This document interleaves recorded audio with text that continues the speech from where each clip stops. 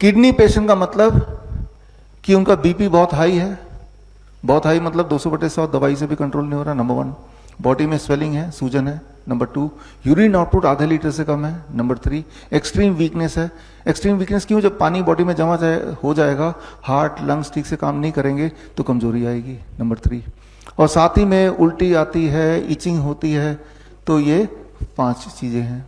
तो इसका मतलब आप किडनी के पेशेंट हैं। अब क्या करना है? ये time as medicine, food as medicine and 0 volt, ये तो करना ही करना है सभी को। इसके अलावा हॉट वाटर इमर्शन। क्यों? क्योंकि 2 किडनी तो काम नहीं कर रही, तो तीसरा किडनी की सहारा लेना है। तीसरा किडनी कौन सा है? Your skin. जब आप गर्म पानी में बैठते हैं 40 डिग्री सेल्सियस और पानी का प्रेशर दबाव पड़ता है बॉडी के ऊपर, तो आपकी स्किन किडनी के रूप में काम करने लगती है।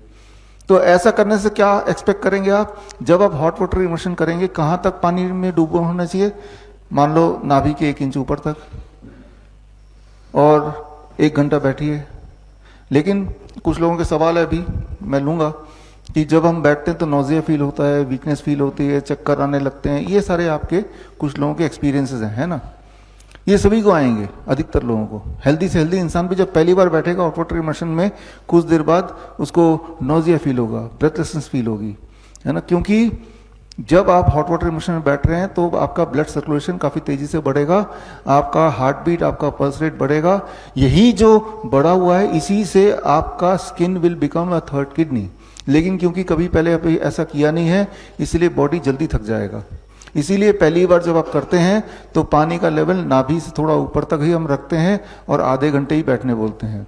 आपको तब तक बैठना है जब तक आप कंफर्टेबल हैं। जैसे ही लगता है कि नोजेटिक लग रहा है, कमजोरी लग रही है, चक्कर आ रहे हैं, धीरे से उठ के बाहर आ जाना है। धीरे से क्यों? क्योंकि जब पानी के अंदर है तो आपका ब्लड प्रेशर कम हो जाएगा, ब्लड प्रेशर कम हो जाएगा। तो जब पानी से बाहर आएंगे तो उसके लिए ऐसे बैठे हैं, उठना पड़ेगा ना। जैसे ही उठते हैं हम तो हमारा बॉडी का प्रेशर डिफरेंस चेंज हो जाता है। It is called postural hypotension. ऐसे बैठे हैं, अलग प्रेशर है।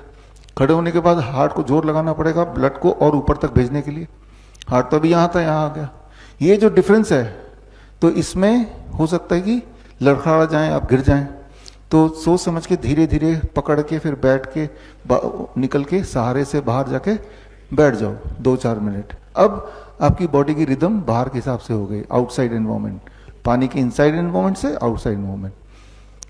अगले दिन जब आप करेंगे तो आप देखेंगे कि आधे घंटे की जगह 40 मिनट तक आप सस्टेन कर पा रहे हैं। उसके अगले दिन देखेंगे कि और ज्यादा सस्टेन कर पा रहे हैं।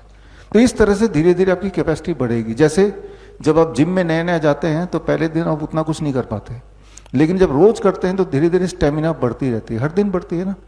तो आपको क्या करना है? आपके सवाल का जवाब है हॉट वाटर इमर्शन। 1 महीने से लेकर 3 महीना लग सकता है, लेकिन एटलीस्ट डायलिसिस जो लोग कराते हैं, डायलिसिस छूट जाती है उनकी, दवाइयाँ छूट जाती हैं, बीपी नॉर्मल होने लगता है, नॉर्मल हो जाता है, स्वेलिंग गायब हो जाती है, यूरिन आउटपुट बढ़ जाता है ना। और ये तीनों चीज होने का मतलब वीकनेस भी चली जाएगी, इचिंग चली जाएगी, वॉमिटिंग चली जाएगी। इचिंग क्यों होती है? जो चीजें पेशाब के रास्ते जाना चाहिए वो तो जा नहीं पा रहा है, तो स्किन के रास्ते बाहर निकलती है। तो ज्यादा निकलेगा टॉक्सिक स्किन के रास्ते, तो स्किन में इचिंग होगी फिर, है ना। तो किडनी के पेशेंट को अलग से क्या करना है? बिसाइड जो आप कर रहे हैं हॉट वाटर इमर्शन करना है। कितनी देर करना है? आइडली 2 घंटे करना है, लेकिन 2 घंटे एक बार में तो नहीं कर सकते। कर लेंगे 10-15 दिन में, धीरे धीरे स्टेमिना बढ़ जाएगा।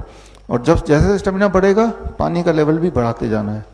इतने पानी में बड़ी तेजी से काम करता है, लेकिन इतने पानी में पहले दिन बैठेंगे तो आप उतनी देर बैठ नहीं पाएंगे, है ना, क्योंकि पानी का दबाव इतना होता है कि आपको अनकंफर्टेबल लगेगा, है ना। तो इस तरह से करना है आपको। बड़ी से बड़ी बीमारी का आसान से आसान इलाज घर बैठे ही हो सकता है। अधिक जानकारी के लिए कांटेक्ट करें nearest doctor BRC clinic @home।